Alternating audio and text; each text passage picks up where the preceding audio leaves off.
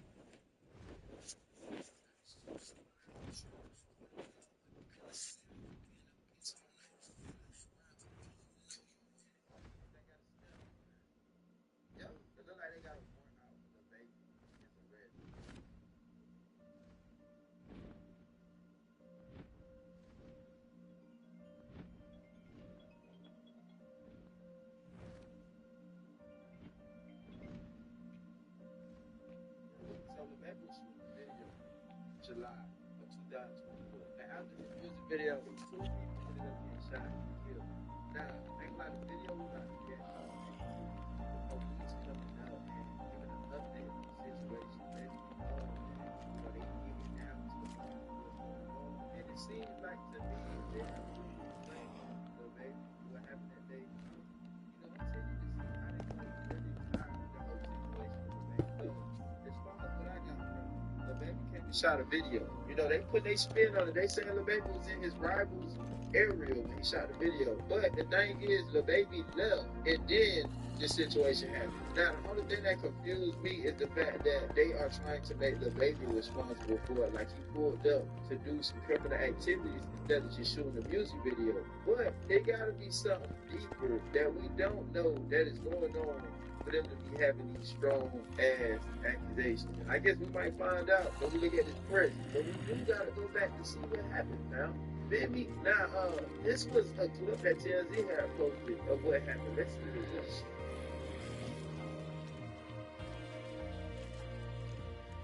Yes, it was after the video. They still came back. They outside.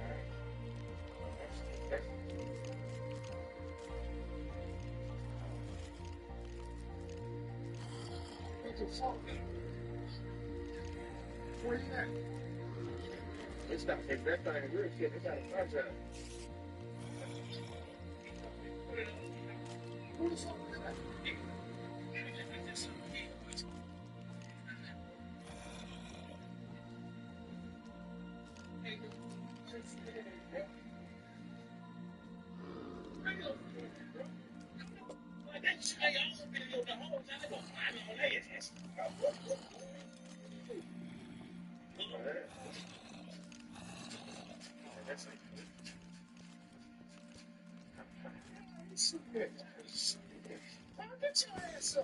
I'm getting down like to tell you what to do. You got knocking, man. You know what's going on, man. You see that nobody. It doesn't look inside that wall with a stick, though. You get the fuck out of the way.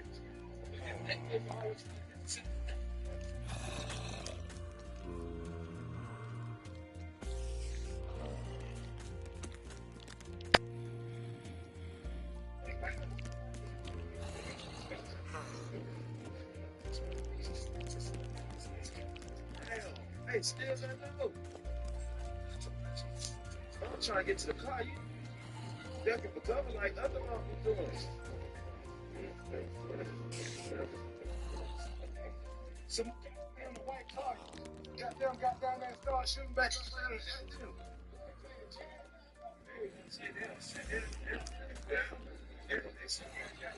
Yeah, they were in the white car. They stopped down at the car right there. And they knew. He don't know if he want to get in the car or leave. He don't know where he want to go. Yeah. Oh, And you man. got jury down there. Damn, I ain't gonna lie. That sounds like crazy though. What? At the music video, it's just top tier crash out material. Like, them boys is willing to crash out. But let's see what outcome happened then. You know, the update on what's going on. My controller's messed up. Appreciate you all coming out here I today. need a new As you controller. always do, as a strong partner, making sure we have a safe Atlanta, Georgia. I'm joined today by our actually very brand new special agent in charge of the Atlanta field office, Paul Brown. Welcome, sir. I believe this is your first week here in Atlanta. Glad to have you with us, already hitting the ground running, the long-standing support the Atlanta Police Department has had from the Federal Bureau of Investigation. Also joined today by Major Pete Malecki, who is the commander of our Major Crime Section, as well as Major Rob Woolhook, who oversees our Violent Crime Interdiction Section. The last time we gathered here as a police department with the media, we were asking for help from the community to be able to bring to custody the murders of two 13-year-olds from our city. I met just a moment ago the mother of one of those young men, Michelle Freeman, and we were talking about the journey she's been on. The morning that she lost her son, 13-year-old friend of his, and an 11-year-old that was injured that day. That was celebrating a birthday party when gang violence and gun violence found its way to Spark Street. And Ms. Freeman knows that she has the condolence and the support of the Atlanta Police Department. It was there on July 2nd and continues today. We made a commitment when we stood before you last time on Spark Street that we were going to identify the murders in that case. And not only were we going to identify the murders in that case, we were going to bring them to justice. And we're here today to give you an update on everyone being brought to justice that committed those crimes. Hold up, bro. I gotta let this situation marinate, bro. You know, boy, just say a 13 and a... Nah. Oh, that was more than just raping. That was just crazy work. Like, all them shots. And nobody who was supposed to get touched got touched, but a kid throwing a birthday party. That's crazy work. But I ain't gonna lie to y'all. That is crazy. That's beyond me, man. And that was beyond just... Y'all just out of pocket. I ain't gonna lie to y'all. Y'all just doing too much. Against the Freeman family or the Davis family, those crimes are not just against the Oakland City community or here on Spark Street. These crimes were against all of them.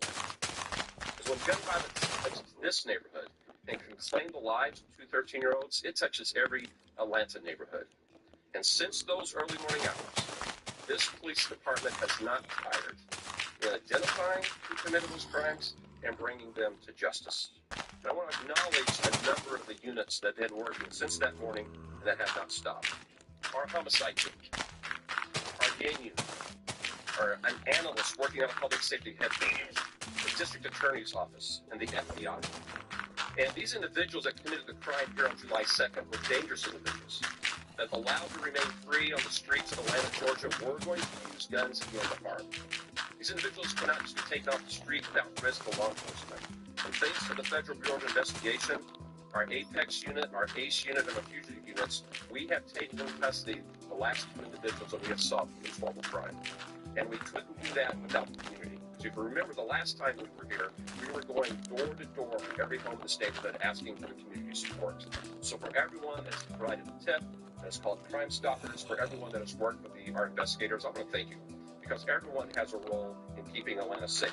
I'm going to turn the microphone now over to the special agent in charge of the FBI field office. And Zach Brown, I do want to thank you for all the work that your team has been providing. Long before you arrived in the city, we've had a strong partnership with the FBI.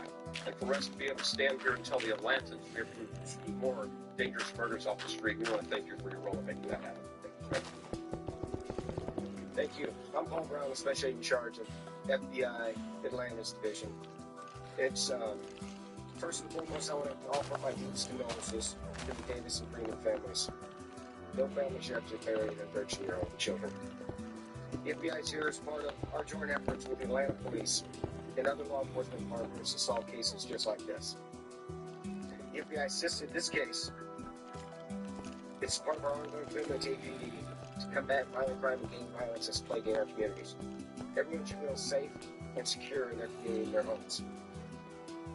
Atlanta's violent crimes and gang squads work every day with APD and other law enforcement partners in concert, and through our Atlanta Metro and Major Offenders Task Force and through our Atlanta Safe Streets Task Force to get violent criminals like Tredon Crawford and Ali Caldwell off the streets. We will continue to use every resource available, working with our partners to meet the Atlanta Police Department to keep our community safe. Thank you.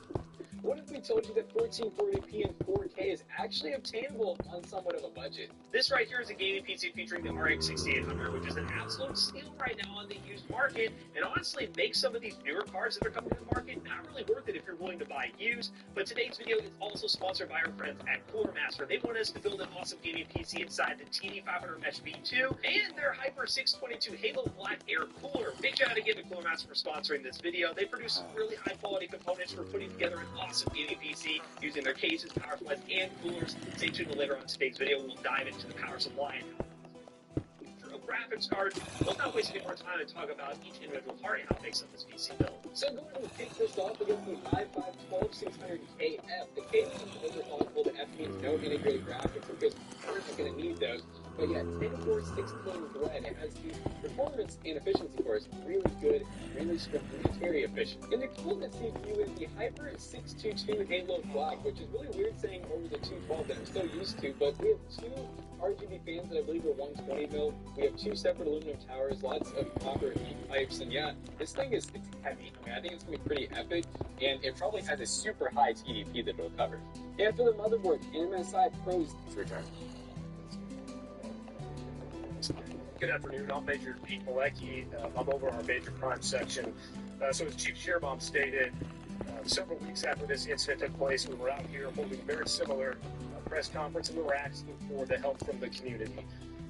In just a moment, I'm going to show you some pictures of 7 individuals that we were able to take into custody in conjunction with this tragic incident.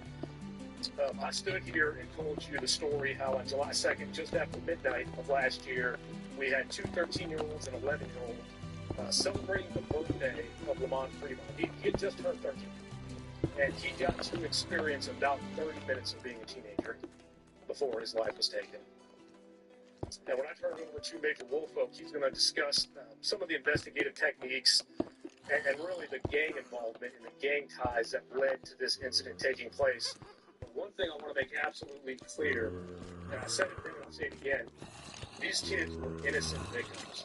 So when we talk about the gang involvement, these 2 13-year-olds and this 11-year-old, they didn't have a gang involvement.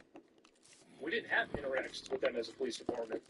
They were good kids in the community, and unfortunately, their futures, their lives were taken. So I do want to thank all the community members that gave us tips and information on this case. And while I can't say necessarily that one individual tip broke this thing open, each tip is like a little puzzle piece, and we took every one of those, glued them together, and were able to thankfully bring this case to resolution. And I will say that even though we have made 7 arrests, we never stopped working cases. So if anyone had more information, we would ask that you do bring that forward, provide that to us, and we will certainly investigate every detail of those tips. So right now we're going to show some images of the individuals that we have made arrests on. So 5 of these individuals we already had in custody, we had arrested. Some of them were in jail on previous charges not related to this. So once we established probable cause, we're able to serve the jails in which they're housed with these arrest warrants. So the first one there is Mr. Sanders. Let's flip in Richard Hollis, Reginald Thomas. I got those all for you, so he did like those probably. Man, so Tredon Crawford, and Tredon is one of the individuals that we took into custody yesterday. And then the final 7th individual is Mr. Ali Caldwell. If you notice with these individuals, 2 of them share the same last name, it's because they are brothers. I ain't gonna lie, when you got like a situation where it's like so many people involved, that makes the situation just a little bit more, scary, bro. Because now, not only is you fighting for your life, like you hoping that other people don't try to throw you under the bus to make their situation look better. I ain't gonna lie, it's a couple people on that list that probably look like they can't hold the water, right? And it look like this is way too many people involved for people to not get messed over. Now, I'm watching it because I specifically want to see, like, how is this going to lead to Lil Baby being arrested? It's like there was some type of family history of gang activity, gang involvement. Unfortunately, on the night of the 2nd, that escalated to two young children losing their lives. So I'm going to turn it over to Major Ralph Woolfolk, and he will discuss a little bit of the gang conflict and some of the investigative techniques and procedures that we used to get us here today. So thank you. Thanks, Patrick. My name is Major Ralph Woolfolk of the Violent Crime Interdiction Section. And I first want to say the overall theme in this case is grown men playing gangster that left 2 of our children in graves and a community in fear. And we know in these communities that strength is about building community, not destroying it. And in this case, leaving 2 young people in their grave. I want to thank the community that was here with our investigation team from the inception of this incident. Out on the night of the incident, we not only received investigative assistance from this community, but we also saw a community that was full of compassion and love.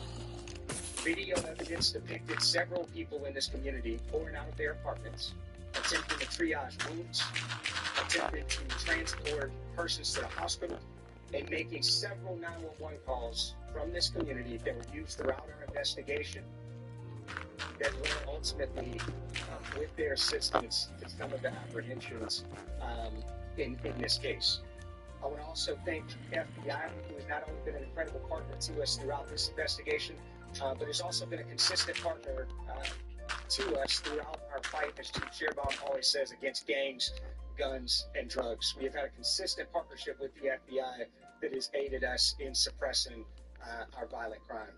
And for our team members internally in the Atlanta Police Department that spent countless hours, investigative hours, a tandem approach, collaborative approach between homicide, between gangs, between our ACE unit, between our intelligence analysts, and several other internal units throughout the police department that spent countless hours working this case. I remember getting a call from the gang unit over 4th of July weekend asking to go up on a wiretapped investigation. And subsequent to that call, the next 48 hours was spent on the phone with our district attorney's office, who was a great support to us throughout this investigation and trying to stand that T3 up. And through that investigation, our gang unit sacrificed vacations. Our gang unit sacrificed time with loved ones, sacrificed relationships throughout the course of this investigation. In 5,424 man-hours from July 10th through October 30th, that was spearheaded by the Atlanta Police Gang Unit in a wire room to ultimately assemble key facts and elements leading us to where we are in the investigation. And for the investigation aspect of this, Lamont Freeman was allowed to be a 13-year-old for 27 minutes before gang violence ultimately took his life. Gang violence was orchestrated by adults in our city. And cowardly acts of an Atlanta-based rapper that decided to go over into a rival gang stronghold and shoot a music video in a place that he knew he should not have been. I ain't gonna lie, man. I can feel, his frustration while he up there talking, But in a way, sometimes you gotta put your emotions to the side, lay out what's actually going on. For you to say cowardly acts would make people assume, his purpose was to go out there and to get somebody hurt. You know what I'm saying? Like, in all reality, I do feel like a lot of these boys be having folks around them who don't be thinking smart at all. You feel me? And from the lineup we looked at, folks didn't look mad in their lineups, and a lot of them was already going through their own little situations. Now, for me to see Lil Baby responsible for every action and everything everybody else do is kind of crazy work for me to believe, you know? But I would hope like there's some extra piece of evidence that, you know, Lil Baby knew it was a possibility. Something crazy was gonna happen. You hear me? But for to just say that, we just might be hit with a curveball right now. We probably just don't understand right now. But like that was wild a little bit. I feel like that was a little wild. I ain't gonna lie. Subsequent days, we saw homicides and shootings, and ultimately the deaths of 2 children as a result of his cowardly actions. And you know who you are. And I tell you that this team will work relentlessly to hold you and the persons that you are affiliated with responsible for those actions. Ultimately, they're components in this investigation that led back to a prison in the state of Georgia where an illegal phone, a contraband phone, was used to orchestrate these acts. There was a hit called by a high-ranking gang member on the opposite side of that opposing rapper's gang. And I'll tell you today, that gang was Goodfellas. Goodfellas Criminal Street Gang being one of the most hyper-violent gangs in the city of Atlanta. So you relentlessly in making sure that we keep this city safe and suppressing violence throughout our city. And lastly, I'll say as Major Molecular. Hold on, let me get this clear. So is he saying the fact that Lil Baby's rival gang leaders from jail called in to make a hit while they were shooting a music video makes it Lil Baby's fault? Is that what you just said? I might be tweeting. Indicated there is still a $50,000 reward that is on the table for additional information in relationship to this case. And our detectives and our officers, through all of the internal units and external units that you see here today, knocking on doors and working with this community that has been so resilient to collect additional information to continue to move this investigation forward. All right, man, y'all heard it here, man. That was a lot to hear from what's going on, man. And I ain't gonna lie, the way it's looking and sounding, it sounds like they say they're working relentlessly to make sure that the baby is held accountable for that situation that happened on that day, man. I'm gonna lie, this was a tough video to watch. Let me know how y'all feel about all this, bro. I feel like all this is crazy, low key.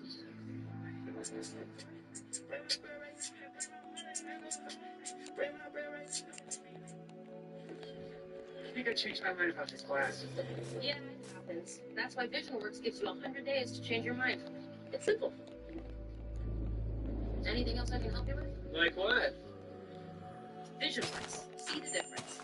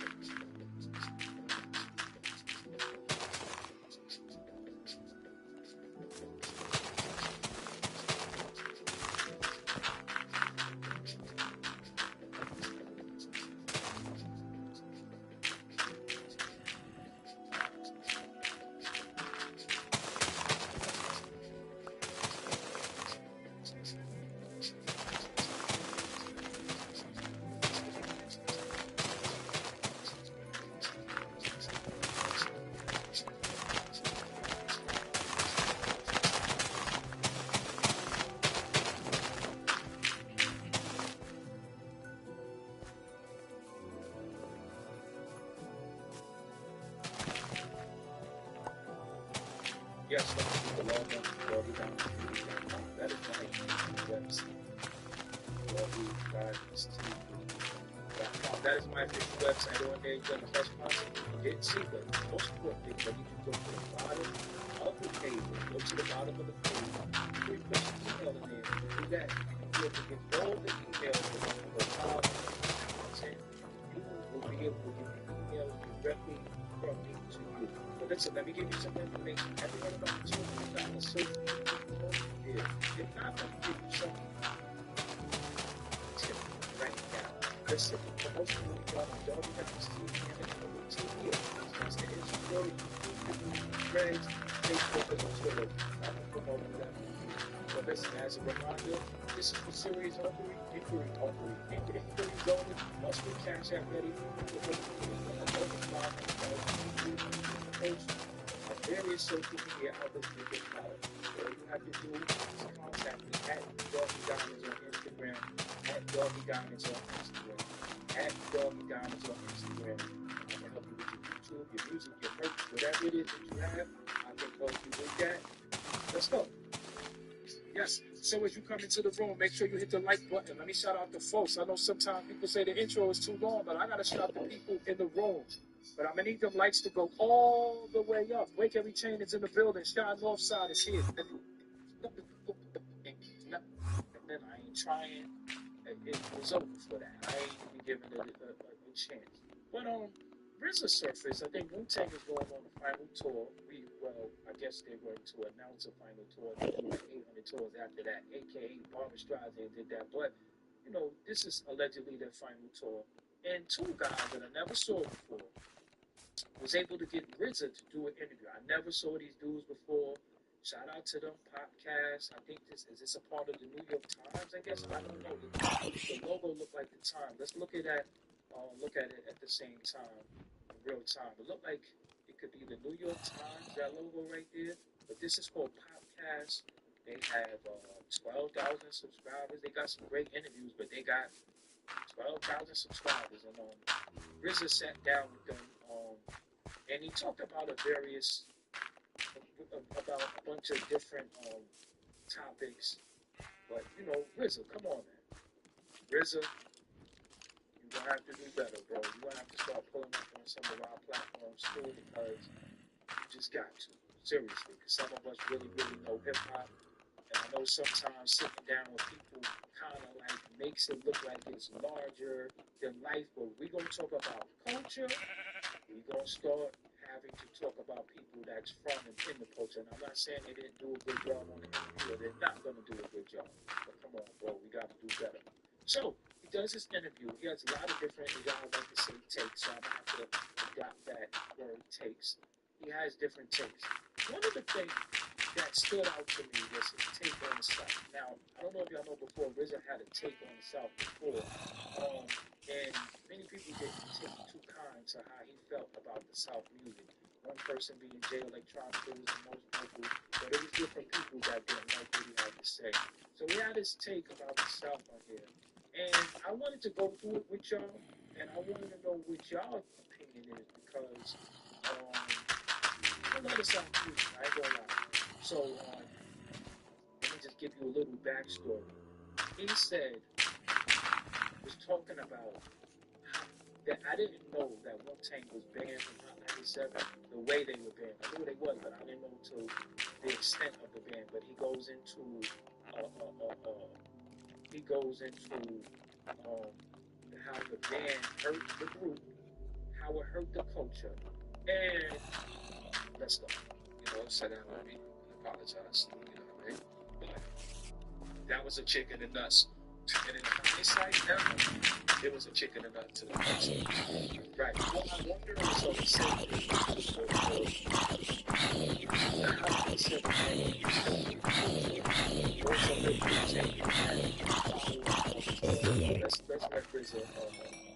Let's let RZA go. What you think about, because we're talking 97, so what you're right on the cusp of, obviously. 97 was a huge year, you know, Biggie's second album, Blues Biggie, yes. But what we're really on the cusp of in the late 90s is the beginning of the real rise of the South. So now this is important, because this is not RZA's fault. The Hot 97 band hurt the culture, also hurt Wu-Tang because they had follow-up albums and all that. But let's let RZA go. What you think about, because we're talking 97, so what you're right on the cusp of, obviously. 97 was a huge year, you know, Biggie's second album, Blues Biggie, Pocket the Stone. Yes. But what we're really on the cusp of in the late 90s is the beginning of the real rise of the South. So now this is important, because this is not RZA's fault. Now, as an interviewer, I don't know if they had a previous conversation. I don't know if RZA said, this is bullet point, please touch on this, we have to say this. But this is the interviewer saying, this is the rise of the South. Let's go. And obviously you get into the early mid-2000s, you have 50 in John. It's not that New York is gone, but it's not the same. So the energy is different, and all of the kind of like cultural power every organization, Oakland, Texas, Florida, Atlanta. And I wonder, do you think that Wu-Tang, sort of all the tributaries, minimized even in a way this space? A lot of space. First of all, hats off to them because their destiny is their destiny, right?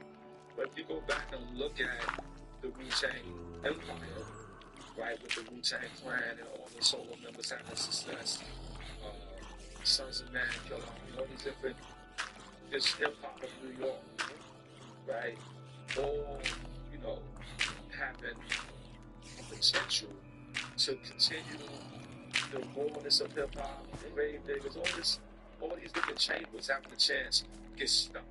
And then, so, this is what I was trying to understand. So as he's saying,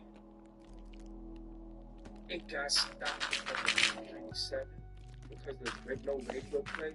Because this is why I want y'all to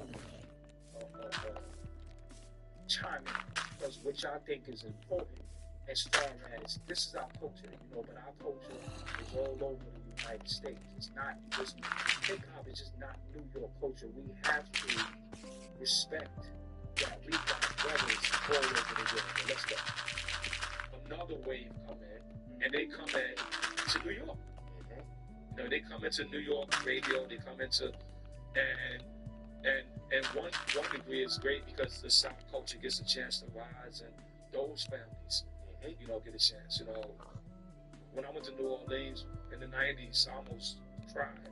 See, one thing that I don't want to get twisted, and it's very, very important, I did a whole show on this before, and I believe in my heart of hearts, the New York arrogance that we had as New Yorkers was led to our demise. Because we're going to go with the foundation of the mind. Like Andre 3000 said, the South got something to say, because it did come from our soul brothers and sisters from the South. So if hip-hop is a direct descendant of soul music, we can't say that it's a New York thing. Yeah, we might have took it and made it that way. I don't know. Let's go. Yeah. Seriously, I don't know. Their problem was deeper than that. And then the New York education. You can walk down the street and somebody is going to have a book. Like people sell books on the corners of New York. You can pick up a book and learn business and this and that. I did. It was economic deprivation, deprivement, and educational deprivement. So the greatest hip hop is going to come out of that environment. To me, I'm gonna be real with you. We can say the demise of Wu-Tang on the radio led to the South rising. I mean, I ain't gonna lie. Like when I saw it was Juvenile, of course we had UGK, of course we had the Ghetto Boys, of course we had the Ghetto Boys in particular, but of course we had UGK coming out, we had Outkast. But that Juvenile, I didn't.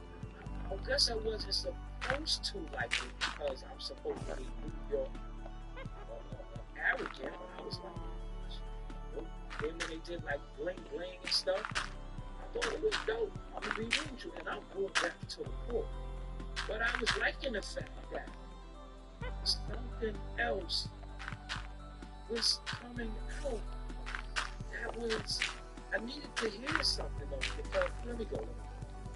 So when they got there, it's like, it was a blessing for hip hop to give that to them. But still, all the culture could have grown.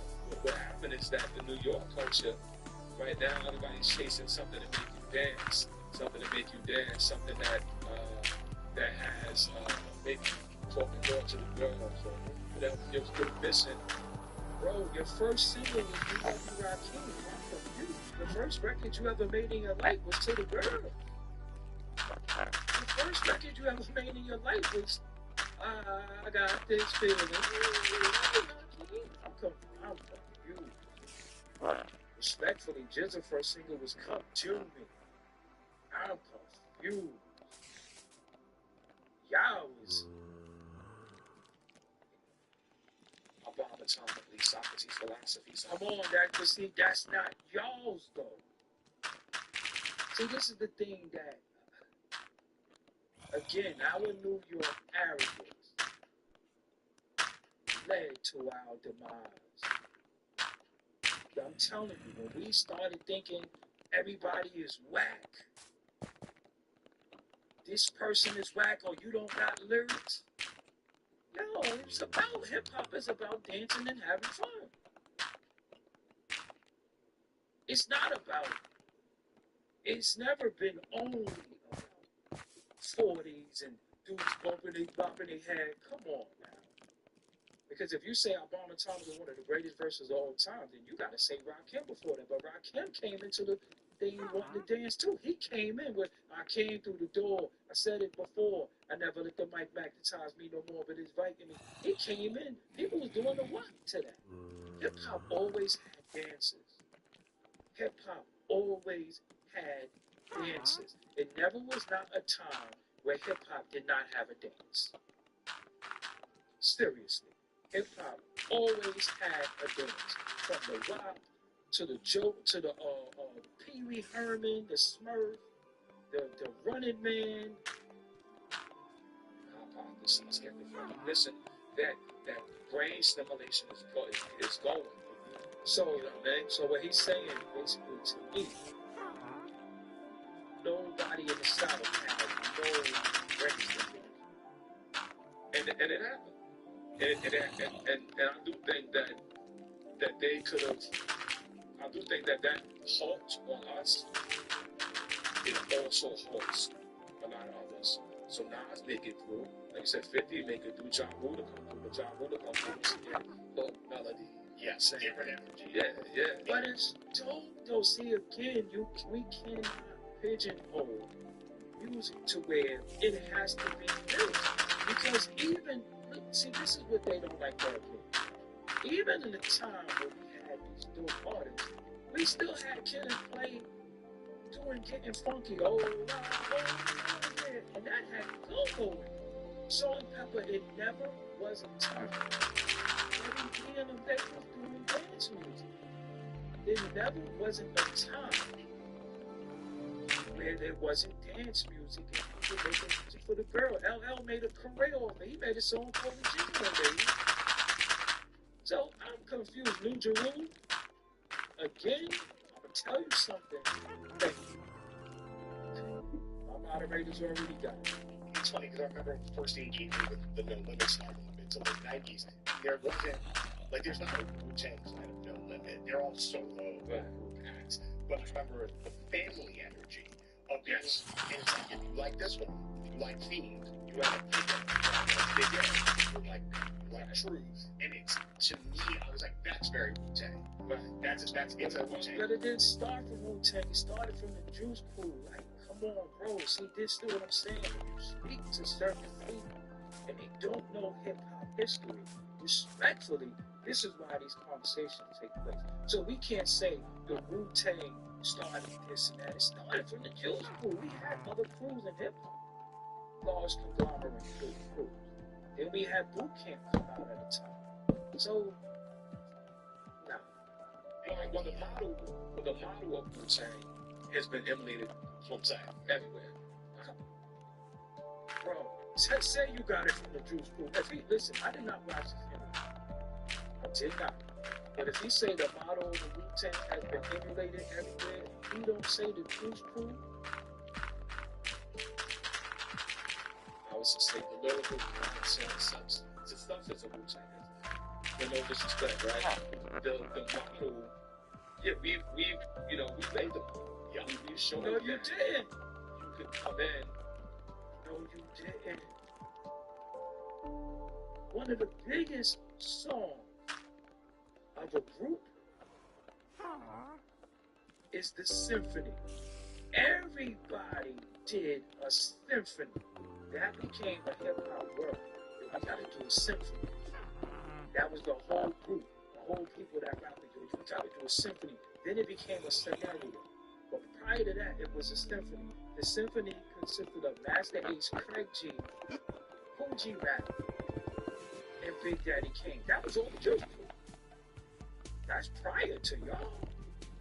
You can't say you made that up. No, you didn't. The Juice Crew made that up.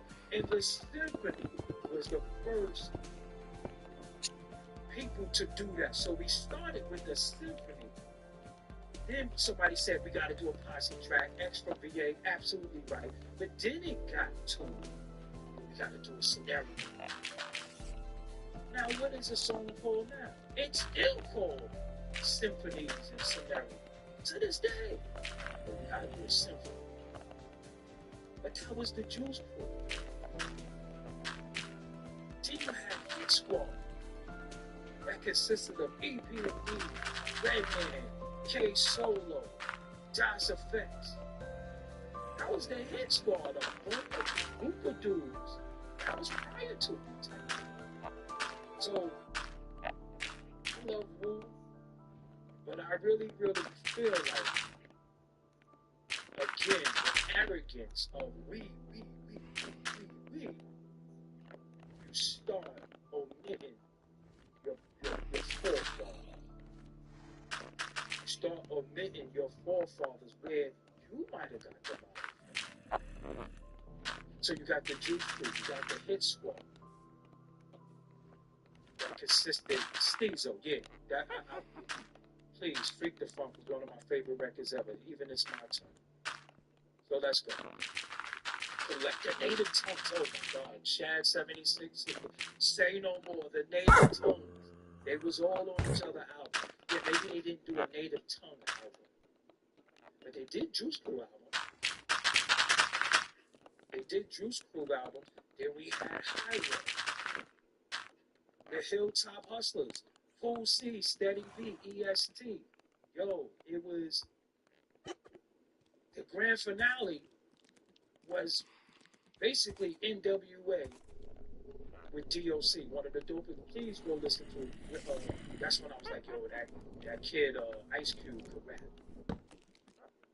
So again, I understand RZA. I understand that being banned by Hot 97 wasn't right, but you can't say we started something. Because it's, first of all, he knows there's nothing new under the sun. There's nothing new under the sun. We all got an influence from somewhere. But let's go. Collectively, right? And spread your culture.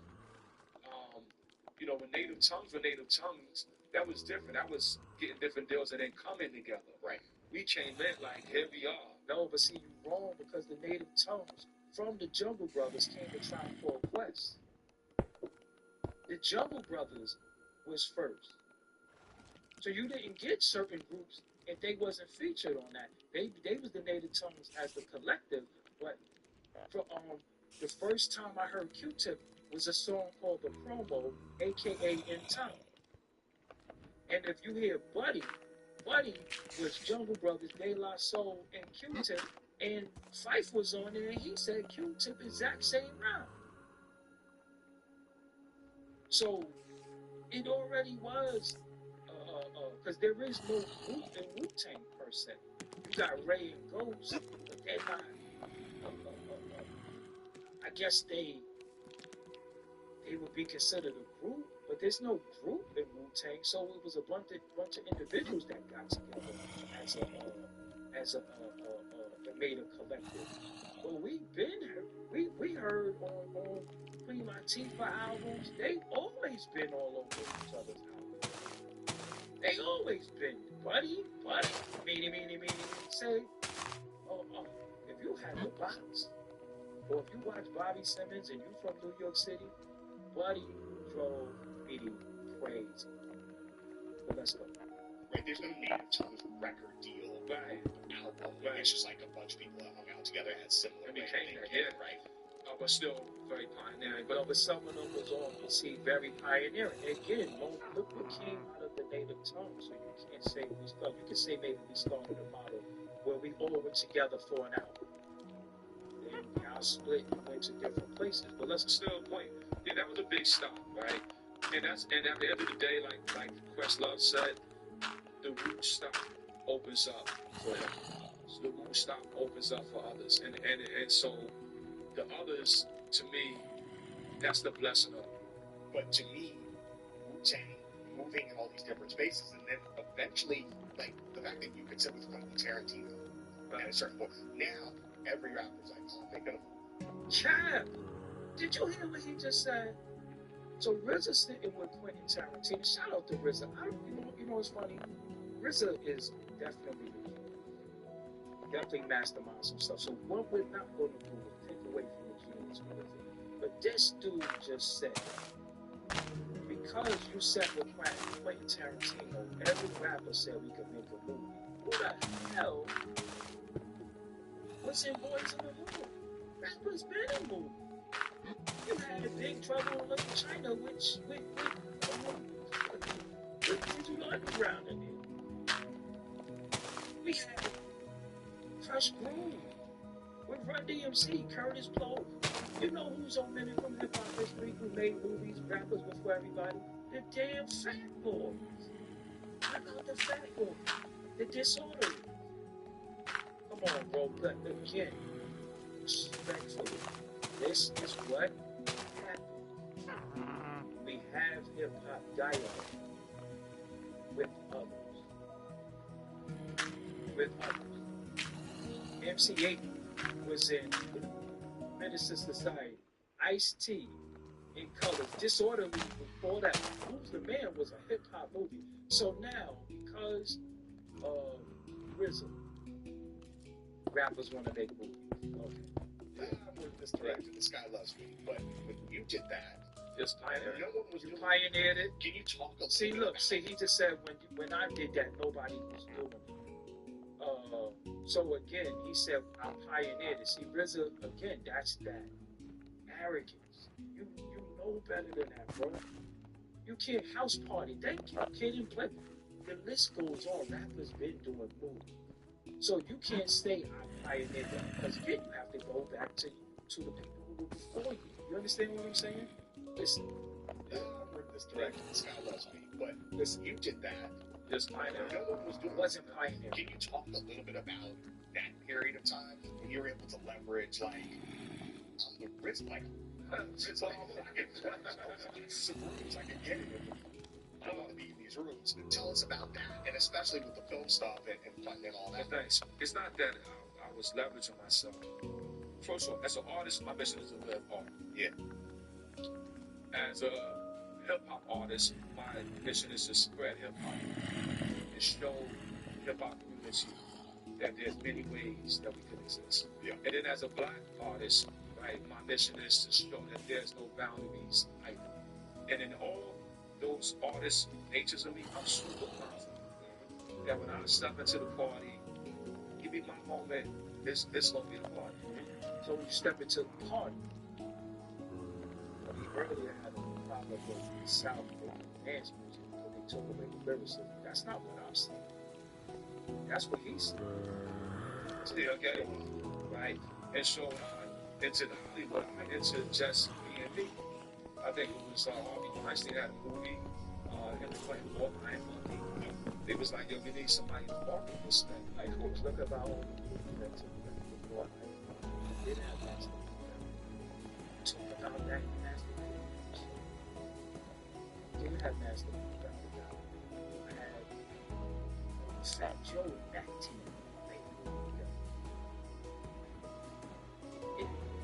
From a market, a kung fu movie in New York City that's going to the theaters.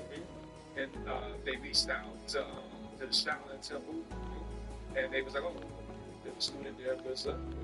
Oh, RZA from Wu-Tang, he could market.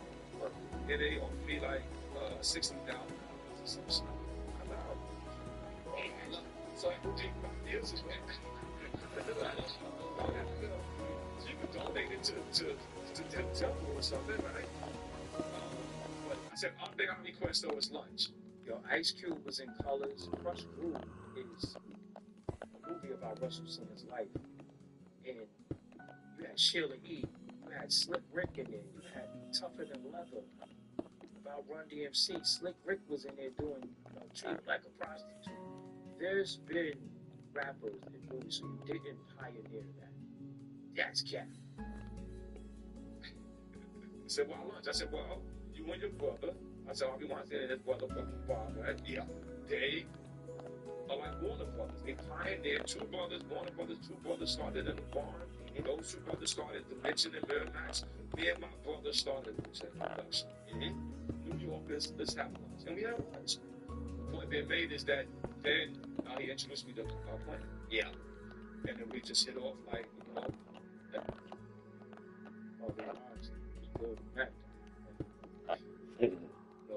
buddies, that's the same likes, the same coolness.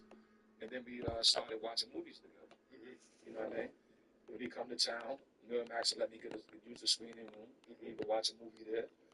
Something way out of print. And Quentin's like, Yeah. you gotta see this, man. Yeah, or something. Oh yeah, something vice versa, right?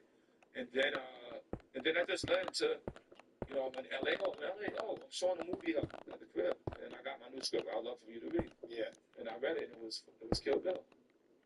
And I was like, wow, this is great. But the thing that attracted me, Vision 3030, why you keep saying he's talking about directing Hollywood movies? Vision didn't direct a bunch of Hollywood movies. He say he pioneered Hollywood. He didn't, you saying he's saying that. And see, that's the thing with understanding that I don't like sometimes. We all hear the same thing. We got different understanding, but what we're not going to do, and what we should never do, is put words in somebody's mouth. Go off of what they said, not what he's talking about. He never said directing. He never said that. You're saying he's saying directing. Where you deriving that from? Because that's what you feel, or that's what you think, or that's what you want him to say. He never said that. He never said directing. So why you keep saying he's talking about this? We all hear the same thing. None of us heard him say, I pioneered directing movies. because what happened to women? Listen, even if I watch the interview, he can say that later. No, he can say that later. Well, what did he say now? So he's going to contradict later what he said in the beginning? He said, I pioneered this. He didn't say directing. So an hour later, he says directing. So why he didn't say that out the gate? You can't say two different things. I pioneered this. He pioneered what? Because again, we're going to contradict him saying he pioneered himself in Hollywood because it's cat. So then to clean it up, he might, hold on. I gotta say, I directed a movie before he got finished. Because he realized he can't. But you can't clean it up for him. If we stop right now and don't watch it in it entirely, he said he pioneered in Hollywood. That's cap. And I told the story on the time that I just said the show as well, is that I saw in him a creative bone that was in me, but I didn't know how to define it or how to polish it. And I simply asked him, can you help me kind of understand this? And he said yes. You know what I mean? And Since he thought too. Yeah, he definitely saw. I mean, he definitely, he loved Wu-Tang. He's, Bobby Digital. He dug my heart. So that was that. So it was always coolness in that. But he also, he's a generous teacher. That's why you see him when he talks. He's generous with his wisdom. And so at the time, you couldn't just get it anywhere. You gotta go to his house and get it. And I went to his house to get it. I went to his house dozens and dozens of times to watch so many movies. He let me look at his library and everything. And I just studied until the point came. And then, Eli would be popping up too. Edgar Wright and shit. But then the point came, he was like, he had this something that, I said, hey, man, that was, wasn't that what he was, so I'm a writer.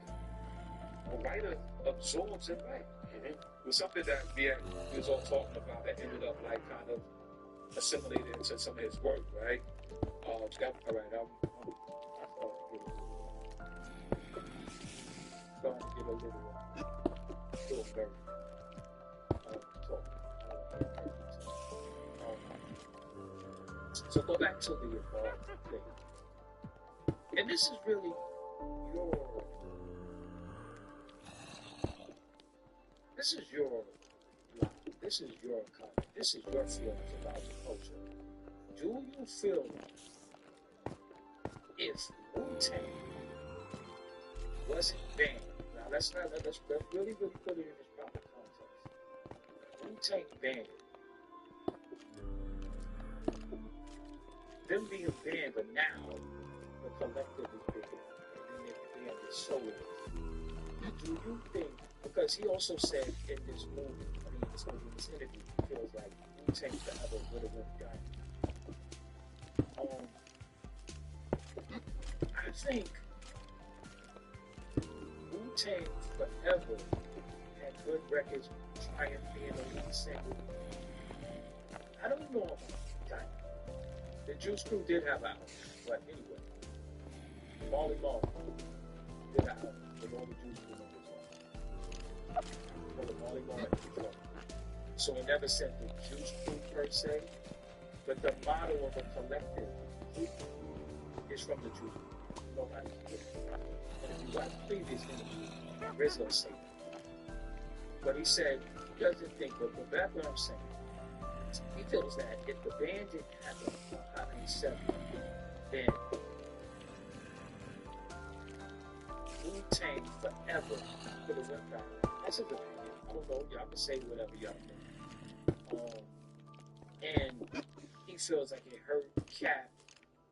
It hurt different artists because they wasn't getting banned, and their sister station. My thing is this. At that particular time, maybe it's me. I wasn't really too invested in the radio like that. I also didn't understand radio like that, how important it was, but video was big. And the Super Chat is open too, and the Cash App is available too. Nigga, I start looking at it too. I be working hard. I'm just saying. I be seeing other people on their channel, they get support from they people and they follow. It's all about support. So he said it hurt Cap, it hurt a lot of people, because they got the band.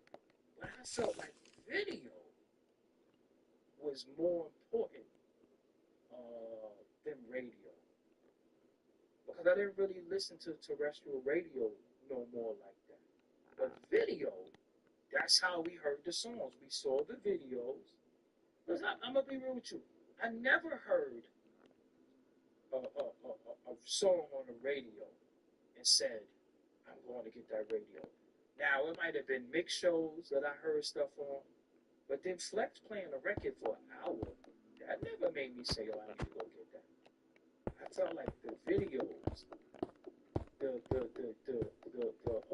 Yo MTV Raps, the basement, freestyling in the basement was way bigger than any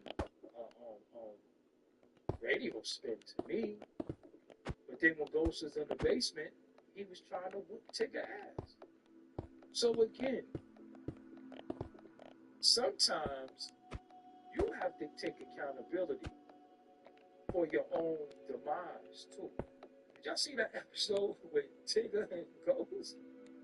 You understand what I'm saying? Like, and we're not gonna get it twisted. I love Wu-Tang Clan collectively and as individuals. But the point that I'm making is that accountability means a lot. And even with them being banned here and there, so now you got these individuals, some of them signed to Def Jam, signed to different labels. Why didn't the label fix it? You get what I'm saying? Why didn't the label fix certain things. And was the band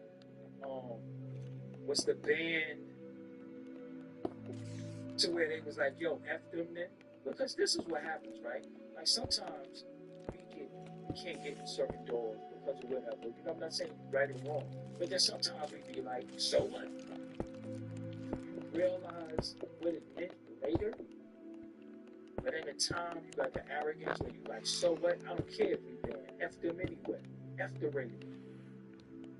And respectfully, besides Triumph, I liked A Better Tomorrow. I like Triumph. I like A Better Tomorrow. I had Jim. I like Impossible. You know, I like songs on there.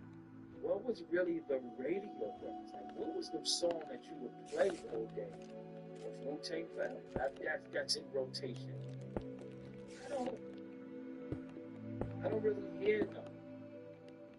You get what I'm saying? I don't really hear anything that's besides It's Yours is not a radio. MGM is not a radio.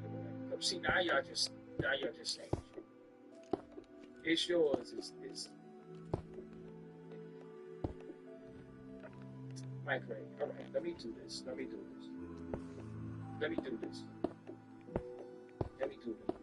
Bruh, JR, Pop Ray J. Those real rap and conscious rappers were the ones that were complaining about the South. Jay-Z, Biggie, Dipset, Nino, Raekwon, Big Pun went down south and got them money. Let me say this. Reason why you might be right, Mike Ray, with It's Yours, is because it was a single. It had a video. So when anything that had a video at one particular point was supposed to be a single. But I didn't hear nothing that was a rotation record. You understand what I'm saying? Like, number 3 on the countdown, Wu-Tang Is Yours. I don't really. Reunited is fire. See, now, Reunited, Jersey Day and 9-5. I'm glad you said that. Reunited is fire. I love the instrumentation. Like, again, we're biased. I love English too. So I think sometimes our biasness of loving the said group, we have to understand the changing of the sound of music. Not saying that Wu is Wu. Wu is Wu. What he did, we're having different sonics into the culture. We're having different visuals.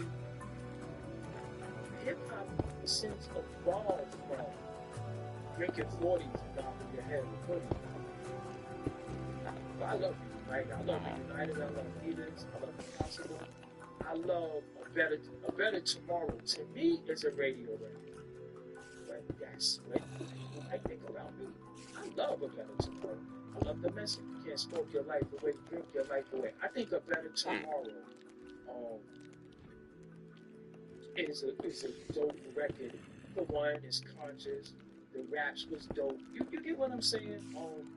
But I just think sometimes, you know, our biasness, and it was making room for other stuff, and that stuff is necessary to come into the culture, because we can't say, yo, it should have stayed in New York. We can't. I don't think that that's fair. I think if hip hop didn't go in different places of the United States, we wouldn't have some of the greatness that we end up getting. My favorite genre was the old West Coast G-Funk. That stuff Dr. Dre was doing was incredible to me. You know what I'm saying? Like, again, I loved Doggy Style. I love The Chronic 2001. Like, those sonically is like my favorite albums. But the point that I'm making is that us of a certain age group, we were snobs, man. We was really, really hip-hop snobs. And I think it hurt us because we started feeling like that black shit. think about some people when they first heard Outkast, we was like, they was talking about Southern playalistic Cadillac funky music. Sometimes he was like, I don't want to hear this, because we was snobs. We was used to hearing bop your head, drink a 40 in a blunt. That's all she really went. That's what we was used to. And then when it was going other places, we didn't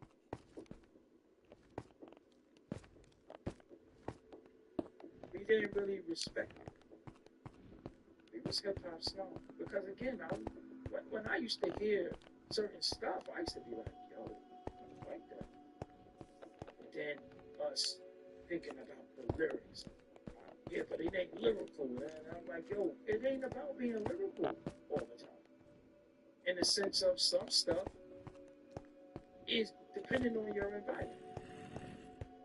If you had a kids party, children party, believe it or not, you're gonna play, what, y'all gonna see me? I'm the Osiris of this shit. For the kids, even if it's, you think a 5-6-year-old, so anatomically, Socrates philosophies, that's for grown-ups, young teens, that's not for kids. So we needed certain music to be in certain places. It was your environment. And then we had to respect culture, because where we might call it a lumberjack, they call it a Pendleton, right?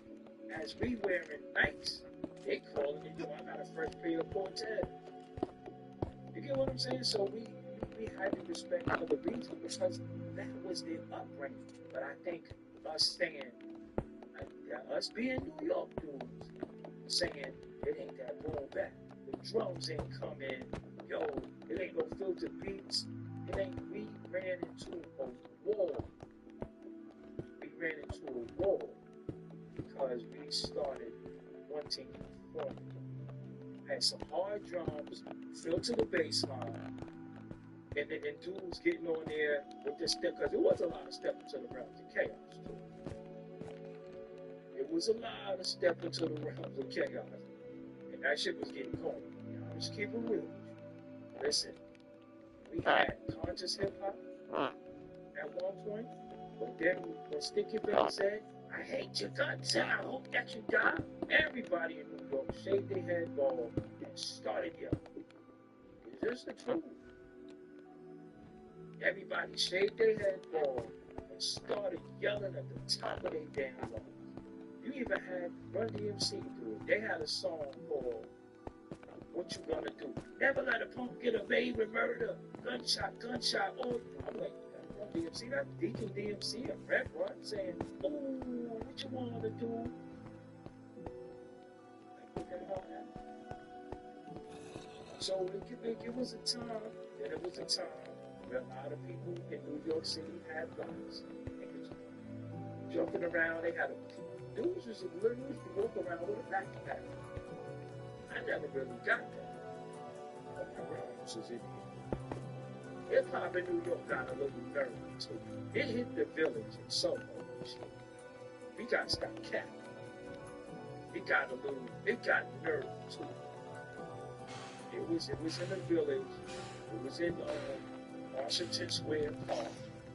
But from that, you got the most deficit. You got some people from that. But even these dudes can find that was looking at that shit like it was cool, because at one point, as New Yorkers, we felt like if you wasn't from the streets, remember when niggas going to say, keep it real. You know how many New York songs was talk about keeping it real? Keep it real. It's real. Shit real. Keep it real. But now we had different regions where we was looking at them like, why they dress like this? Because we didn't know when we go to that area, this was what they were doing. You get what I'm saying? Even when we seen the brothers on the West Coast, they had Jerry curl. And I'm gonna tell you what happened as well. What happened as well is that musically, fashion, slang, New York was first. And everybody caught up. They caught up fast, and then they caught up when it was like, we don't care what y'all do. That Dr. Dre Chronic album was so important for the West Coast because he still was using hard drums. But you gotta respect the fact that, and think about it, a lot of brothers from the West Coast have Southern roots too. So a lot of them talk Southern too. You get what I'm saying? So you saying my borough, Buckshot started the backpacks? You willing to put some money on who started the backpack first? Wayne, you don't do that. Because if you think backpack started with Buckshot, then you don't know enough about hip-hop culture. But anyway,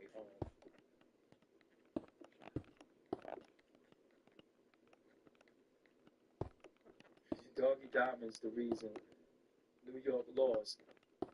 It's shit that nobody getting signed from. Hold on. Let's play that. Let's play that. He got deleted. I wish you didn't delete that. Cause y'all gotta. How do you see this? Damn, there's no way I can let this be seen.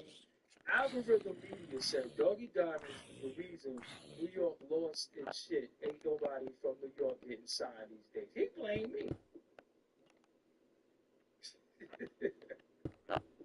Reason why that's so funny to me, because I'm one of the only people from New York that talk about the music.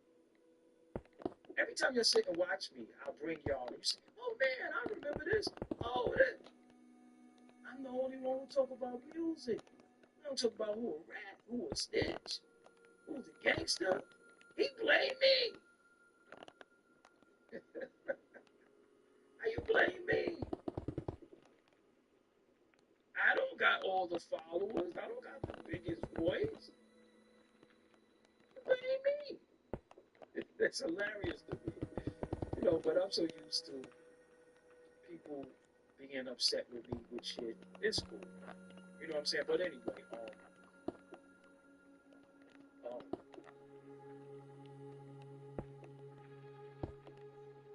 what I'm not understanding is in this culture, I think the South. But again, but that's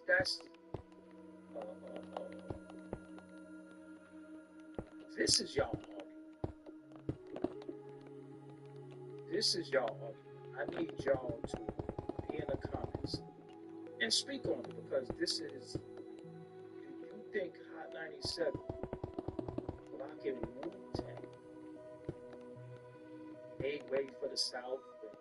Because if that's the case, why did Nas embrace the South, Jay-Z embrace the South, Biggie embrace the South? Yo, they was on their way, bro. It was nothing you could do to stop that. They was on their way. The South is important, man. It is very, very important. I think it's important for culture, but I just think, again, our arrogance didn't think they could do it. Because again, we like, yo, they don't got lyrics. They can't rap. And then y'all gotta understand radio. Radio has nothing to do with if the music is good. It has nothing to do if the record is good. Seriously, it has nothing to do if the record is good. But I mean, when we think about the South, man, we want to turn our back on Ghetto Boy, Big Paul, and MJG. I thought Big Mike was fired. Mike from that took over the league. I don't know, man. Like, I don't know. I love New York, but I just think our arrogance, just thinking nobody else was worthy of this hip hop thing. Back Brown Girl from Boston said 3-6 Mafia. I think they got some of the best production in hip hop history. 3-6 Mafia, some of the best production in hip hop history. Even me, I like going back, but sometimes I be like, what do you like? Yo, ain't that something? Because when we say the South, now we gotta say, we gotta exclude Virginia now. Now we don't get no Timberland, we don't get no Pharrell, we don't get no Lizzy, we don't get no Dreams. We don't get no Pusha T. If you're gonna say the South, because West New York is considered Virginia to be the South. Maybe it's not the dirty South, but it's the South. You know it's not included in the South, that it's the South. South, Miami. How come we don't include like, you know, when you look at the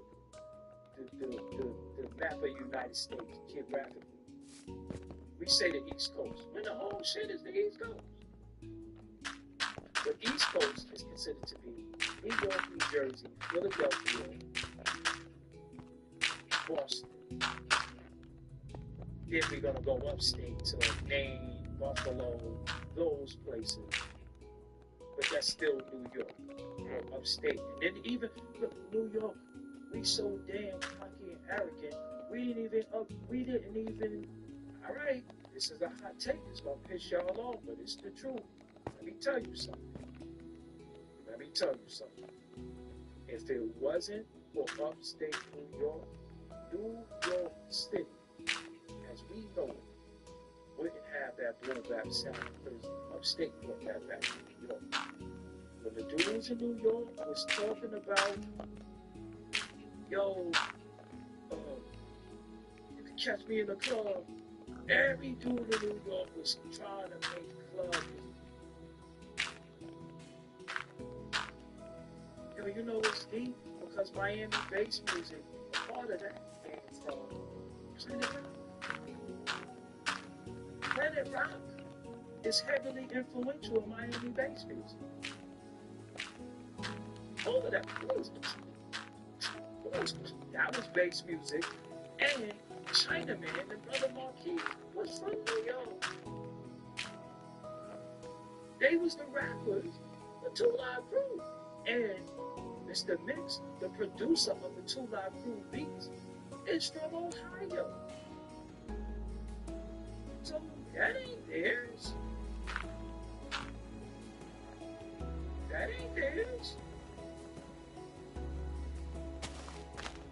So anyway, Connecticut. So shout out to CT, bro. My CT brother. Who hate that? But I'm just saying. You said from 97, what conscious rapper would the South produce? Outkast, the Hoodie Man. Who's that peeking in my window? That's not a conscious record. Me and my family moved over the fucking complex. CeeLo verse on Soul Food and Cell Therapy is not one of the most conscious verses ever. CeeLo on Cell Therapy is not one of the most conscious verses. They talk about the New World Order. That's not one. See, again, y'all.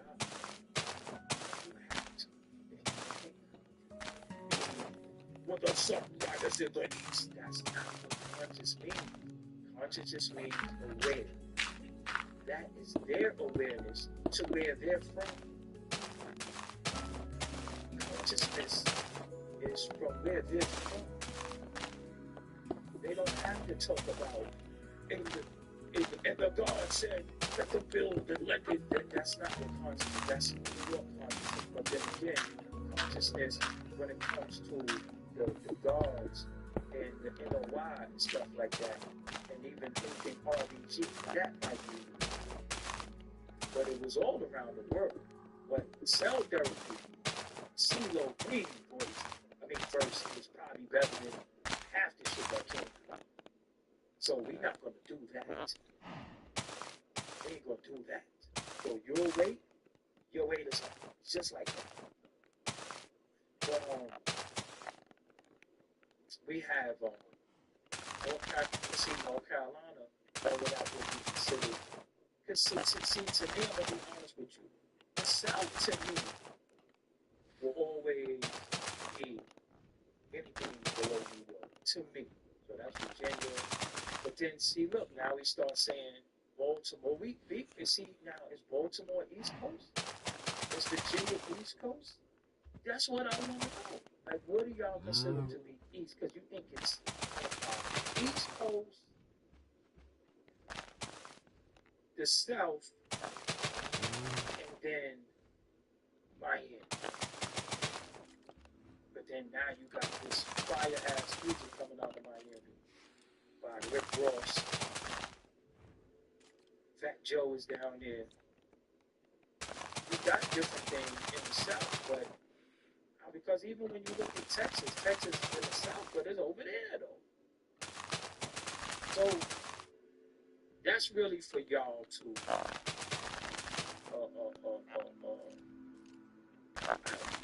I don't even know what to say, but film Upstate Boys, the Bennies, the Conway, West Side Guns, the 38 Special, Shea Wall, held it down and really brought back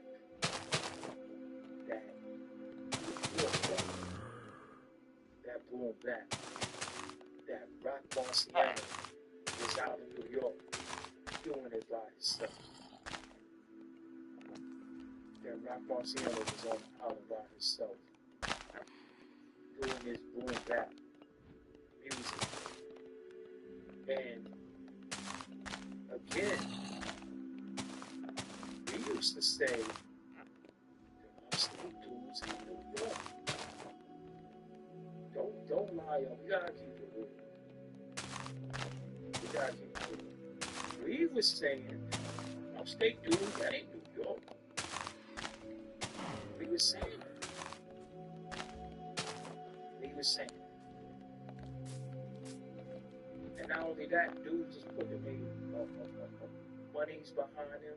They was walking them dogs mean networking, which a lot of people don't ever want to network because everybody want to say, I'm not selling my soul and I ain't going here, I ain't going. Well, sometimes you got to network because I find it strange that nobody like Jay-Z, he's this, I ain't going to the Rock Nation brunch, right? I find it strange that everybody feel like I'm not messing with G, but with Jay-Z, the Rock Nation brunch, he's this. But as soon as Rock Marciano took a picture with Jay-Z, many of y'all was in his comments like, oh, he's with Jay-Z, he's with the Rock, he's with them. So, let me pick and choose what you like, what you don't like, when you want to like it. So is Jay-Z good or bad for the culture? Because I remember when Rock Marciano posted that picture, and it was so-called Rock Nation situation, not a situation like y'all didn't say, oh, Jay-Z gonna rule Rock Marciano. Oh my God, Griselda is managed by Rock Marciano. It's over for them. And I was like, oh, for real? Them and Rock Marciano, oh, they gonna make it. Picking and choosing. Picking and choosing. You gotta get out there. You gotta network. Don't let nobody trick you out thinking you gotta sit in the crib and monitor social media all day. Post what you say. That's key. Boston is responsible for a lot of the dopest MCs that our culture has ever. One being we slept on. I love Crumb Snatcher. Crumb Snatcher is one of my favorites. Edo, come on. N.O.G. N.O.G. Crumb Snatcher. Dude.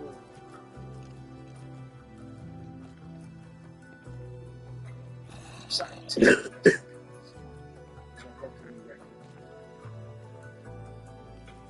See Barry Hayes, you see that? Mentor said scientific. See that? Yo, I'm hip hop. Let's stop playing. Because sometimes you know y'all just feel like I'm hip hop for what they were nationality was hip hop. Said scientific. Many of y'all don't even know what that is. Terminology. You understand what I'm saying? Style some of you don't produce it. I said scientific. Y'all don't know what scientific is. By the time some of y'all started listening to hip hop, you know, passed away. Unfortunately. I'm hip for real. And I know that me talking music is it's not popular. I could definitely clout chase and do a whole bunch of other stuff. But talking music is not popular. But I ain't gonna stop.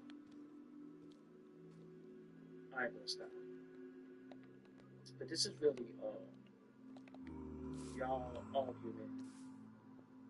And the argument was, do you think the South was going to emerge anyway? Or do you think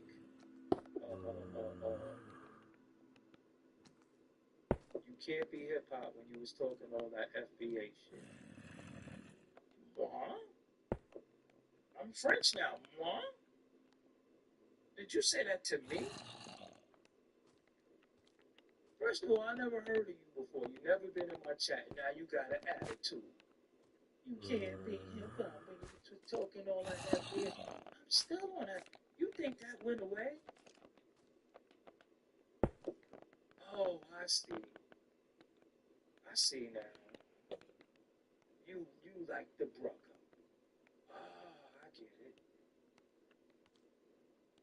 Now your shit is coming out.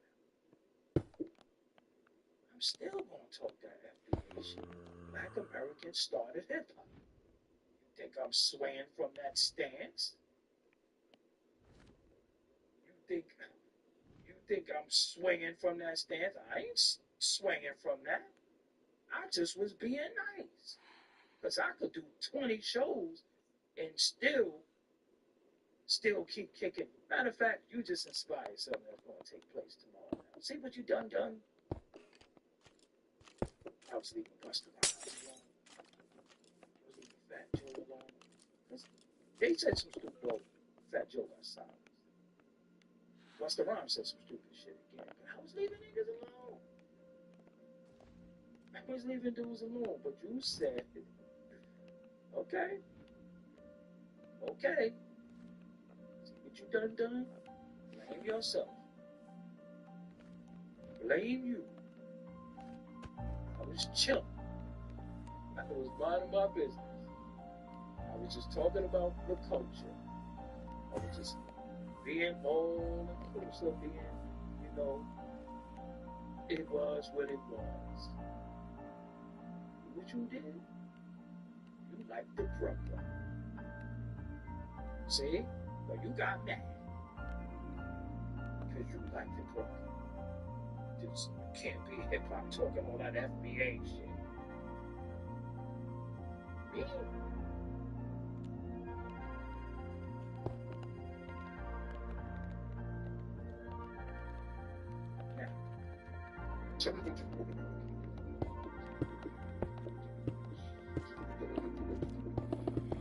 Yo, since I've been doing it, I wish I had a You ain't important. I ain't hiding. You're not important. Calm down. It's okay. Since I've been doing it was a thing. I'm not showing up with you. You're not important. Honestly, nobody's gonna follow you. It's just gonna look like what you are. You ain't getting followed. I ain't smart, intelligent people. So I show some more. So that's your plan? To troll and say weird shit and think that you're gonna get followed?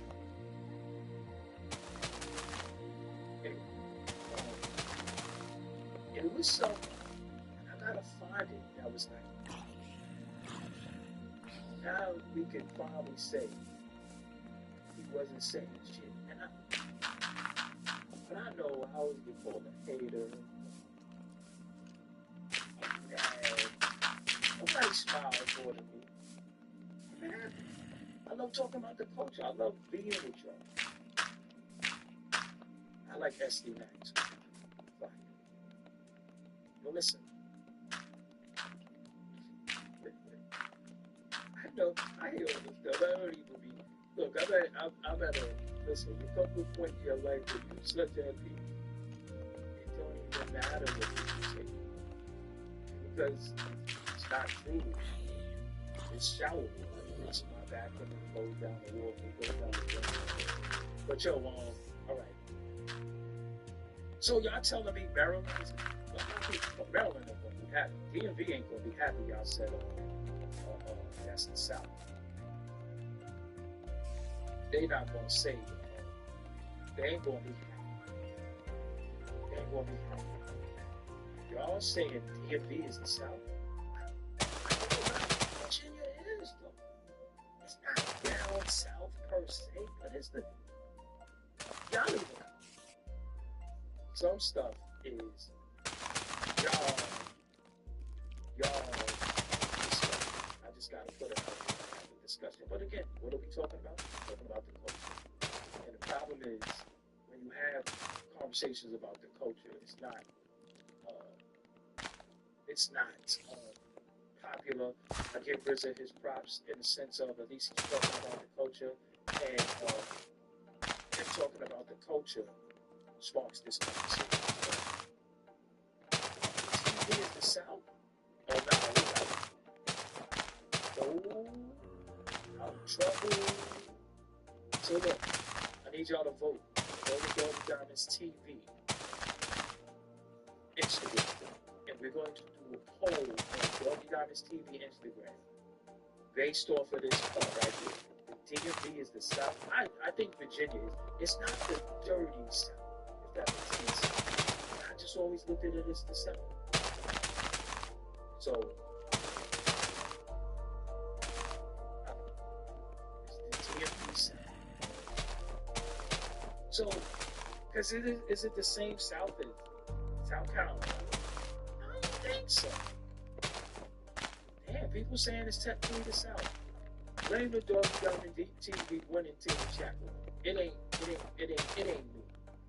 Isn't Maryland where you start paying tolls? No, where you stop. I think once you get to Maryland, you don't pay tolls. You go into the South. Somebody said Delaware, definitely not the South. Omar Davis said that. I don't know. Blame them. Because, people be like, yeah, because, people, man. You got it. How people be on the internet and how they be in the house beating their fist at the computer. This stuff I say. Goodness gracious.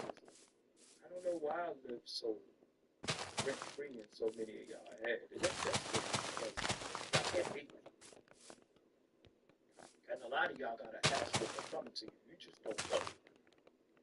You won't find out. Trust me. A lot of y'all gotta ask what they're coming to you. You'll know when to leave well enough for me. But anyway, yeah, make sure you follow Doggy Diamonds TV. We're gonna get a post done up there. 757 is a C. 757. Come on, bro. 757 City Club. You where you been? I'm supposed to have came in here and said it. Hey, 757, you rapping. It's your fault. 757. Look, 757 City rapper. Blame them. They gonna sit in the chat and let us call Virginia the South. And you ain't gonna do nothing? Dude, we said this right in your face, and you ain't gonna do shit? Nah, I ain't letting that ride. 757 Cities rapper. Let us say what we said about the DMV. They ain't signal. Let you see. Shout out to Paul Smith. Virginia Beach. Hampton. Shout out to VA. Now stop laughing. Their name is 757 Cities Rep. they let us stay to Virginia as a South. And they ain't saying nothing. They supposed to bark on us. So that means they do. So don't blame us. It's somebody from your town that's repping your town that let it ride. Ezekiel Israel said, I don't know why this is a discussion. DMV is the South. This one. Walk down the street. He said, hey, boy, we were going to leave. So, yo, I appreciate y'all. New York City turning to them. I ain't doing that. Yo, I appreciate y'all, man. I'll be back tomorrow.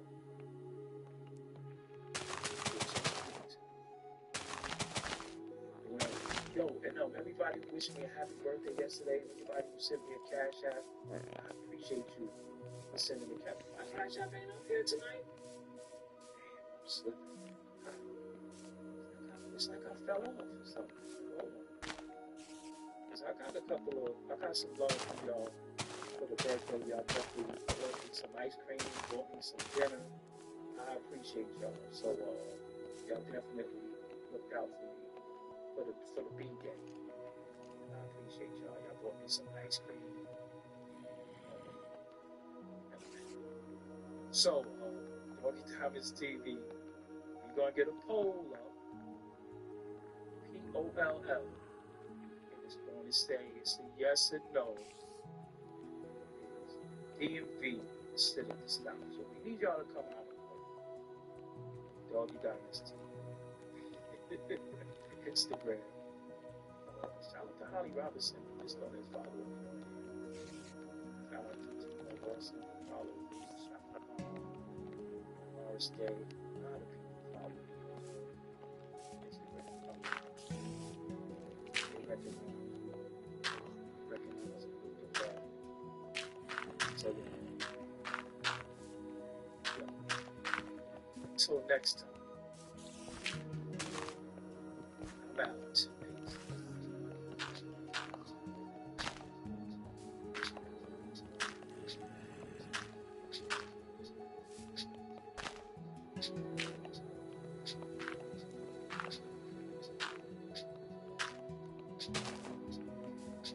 When your hiring team needs a little extra help, Greenhouse has AI-powered tools to streamline your process. With a simple prompt, you can create job posts, write engaging outreach campaigns, and automate every step of recruiting. Hire better altogether with Greenhouse.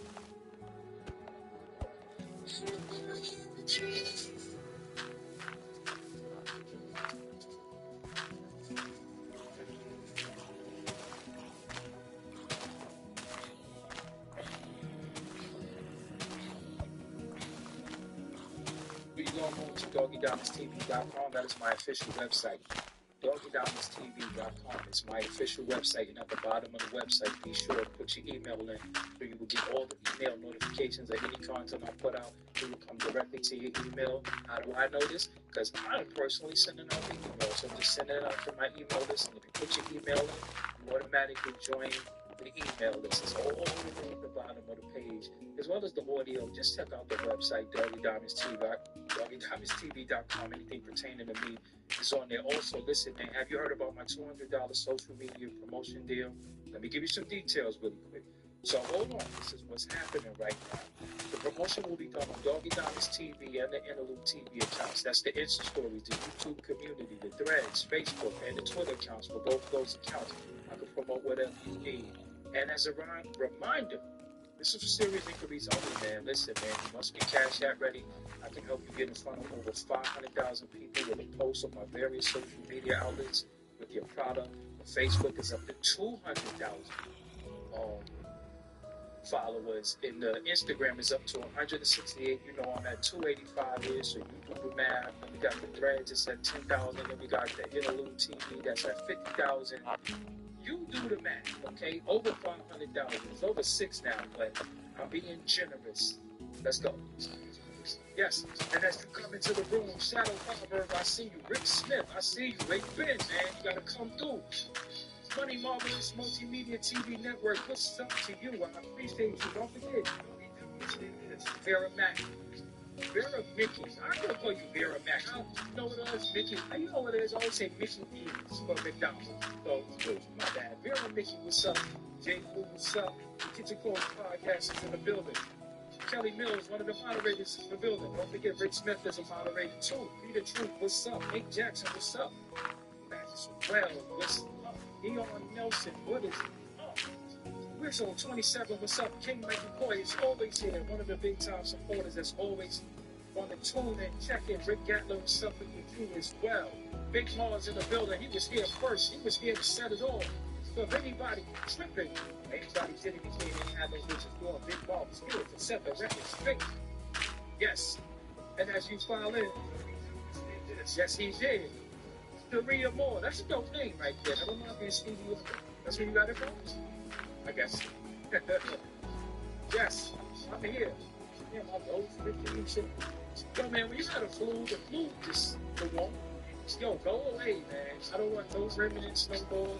I don't want no itchy nose. I don't want to sneeze 10 times on the road. I don't want to deal with none of that. Hey, child, how you doing? Alu cards, like, what's up? Hold on. Yo, man, I'm a sneeze. You see that?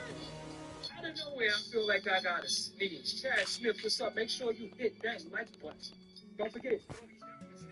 Yes. Hey, what's up, man?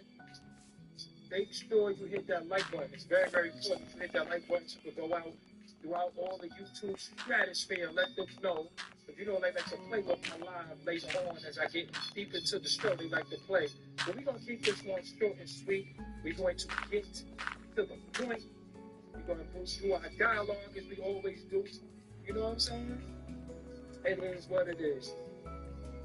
I don't even eat McDonald's. It's the Brooklyn NY Best. What's up here? Now, I don't eat McDonald's at all. I haven't eaten McDonald's. Damn, it's been 10 years? Far Rock Reels Gaming, what's up? Far Rock is in the building. Shout out to Redfern. Shout out to Hamels. Yes. Richard Asante, what's up? Check Vids Online, what's up with you? Van P is in the building. G Breezy is in the building. You see him in that green, so you already know that green means that they are a member of the channel. Oh, when the music stops, that means I'm supposed to come on the screen. I mean, you eat the Wendy's, man, eat what you eat. I'm not judgmental of what other people eat. You know, eat what you eat. You know, just make sure you exercise and you balance it out with some water. And, you know, do what you do, man. You can't be hard on everybody and tell everybody what they should and shouldn't be eating. Moderation is cool. I just choose not to do it. But do what you do, you know. I ain't mad at nobody for what they do. And what you eat don't make me, you know, the rest. So, I'm here. I've been going for a couple of days, but, you know, whatever. I'm back. I'm here. And I just seen something online that disturbed me. And I seen Cameron replying to Dame Dash's video. And I was like, what the hell is going on? Cam and Dame having words? See, we know we in a simulation. We know we in a crazy space. Because when you see Dame Dash and Cameron saying anything to each other that could be deemed derogatory or setting each other straight, it's weird. It's really, really weird. And I ain't even really like, I didn't really like that. I don't really like it. You know what I'm saying? So, I want to get into what Cameron had to say in response. You know what I'm saying? And shout out to both of them. I know they ain't got beef or nothing like that. It's not beef, but this shouldn't be happening. But I want to get into what Cameron said and give my little spiel about it, my little opinion about it. You know what I'm saying? For what it's worth. So this is from the Art of Dialogue. Of course, it's from Cameron's show, but it's from the Art of Dialogue. They captured it on X. Follow me on X at Doggy Diamonds. And it says, Cameron says Dame Dash would be set for life if he knew how to manage his money while addressing Dame's claim that he shouldn't have to work anymore due to the people he put on who became millionaires and billionaires. And this is from the Talk with Flea show. And this is a clip. Let's go. And they know this more than anybody else. You can't stop hustling. All the people they put on that he named, it wasn't like they got a ton of money and stuff. Everybody kept hustling. Which is real. See, sometimes when you get money, you gotta keep going. You can't. You know, we can't afford this shit. Mary J. Blige out there performing leaning on the shit right now. That's how real it is. When you see Mary J. Blige out there leaning, and she got to lean on something because she tired and her knees is hurt. You know it's real. You know you got to get out there and perform because ain't nowhere in hell Mary should be leaning like that. We'll talk about that another time. But let's go. He kept going. He did put Kevin Hart in his first movie. Right. I was actually in that movie with Kevin Hart, Paper Soldier, and you have to be thankful for the opportunity. But did Kevin Hart keep going on and doing a bunch of other shit? Yeah, he would be Kevin Hart just from being Kevin Hart for Paper Soldiers. See, and that, what he just said is important, man. That's very, very, very important what he said. You put him on, yeah, you put him in Paper Soldiers, but he wouldn't be Kevin Hart if he just stopped there. He had to hustle and do other things. Although I don't think Kevin Hart was wrong, but for some reason America, especially white America, loves him, so whatever. But he did, he hustled his way. It ain't like Kevin Hart for Paper Soldiers, right? Like, yeah, like the movie, it wasn't Avatar.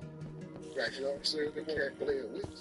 But you didn't give my opportunity. Right. But after opportunity, it's about keeping on hustling. Right. You know what I'm saying? Back to him not having money, but keeping out the rest of it. Look, yeah, my bad. But like with Dame, I would love to do the things Dame did. Fly private for 5 years straight. Buy 2 mansions in London. You got a mansion in London just for your niggas, and then a personal mansion in London for something else, renting them or whatever. Wow. You just got mansions in London. We not even from London. You just going to fucking London, hanging out, not seeing out my artists, or really, more Jim and Joel, buddies on Dipset, SAS. Just out in London spending money. I would love to have 2 lofts in Tribeca right around the corner for each other. 20,000 for this loft, 20,000 for that loft. Damn. A month? $40,000 a month for just lofts. Wow. Airfare, flying everywhere. I would have loved to have the biggest mansion in Alpine, New Jersey. See, this is deep because for the most part, I'll get into it after. Dame is the only nigga that I've ever seen to this day. I'm talking about to this day, and I've been in a lot of places, and like I said, maybe I haven't been in the right places. I've never seen a nigga with a urinal in their house. Dame is the only nigga I see when you go to his house and he got the stand-up shit in the men's room. He got a urinal in his house. So if you notice, in P.J. Allen, great minds think alike, because I was just going to say that. Everything Cameron just described was unnecessary spending, but if you find it necessary to spend, there ain't no complaining 20 years later who owed you, who should be giving you this, because, but let's go. In the movie room, a urinal. You go to Dame's house, he got a crib in Malibu. Yo, these walls are made out of museum drapes. They should say regular house walls, they make these like that. Just museum walls. If you live like that, you gotta keep hustling. You can't buy all that shit you want. That'd be a nice money to make a half of. Right? You can't buy all that shit and spend all that money and then be like, I should not work anymore. Right? I have half the shit I just made. I ain't have no 2 lofts in Soho. I have no 2 mansions in London. I ain't fly private every day, right? 7, 8, 9 years. I ain't have no damn urinal. Urinals. I just did budgeted money, thank God. Right. So, but the answer to your question, I love Dame. That's my bro. And whatever I can do for him, I absolutely will. But this all this didn't have to work no more. And then the nigga wasn't even thinking about me. Throw my name in it and spend crazy. Right? You spend crazy.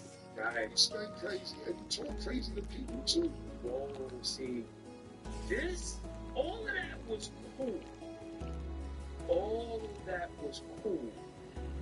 This was the deepest part to me of Cam's content. You talk crazy to people too. Go ahead, Cam. I'm just a nigga who knows you, so I can tolerate some of your verbal abuse, even though you don't verbal abuse. No. Yo, imagine you just walking in outside. They'll watch your shoulders because that's museum wall right there. That ain't apartment wall or a sheetrock wall or whatever wall. It says museum wall. That's it. They ain't supposed to raise a glass there and understand it's suspended. They gonna be set for life if he knew how to manage his money. He made more than enough money not to work no more. But he want to keep hustling. That nigga that's in him, pause. Yo, that's really, really deep because what Cam just did, in my opinion, he just vindicated Jay-Z. He vindicated many people who had the same common complaints with Dame.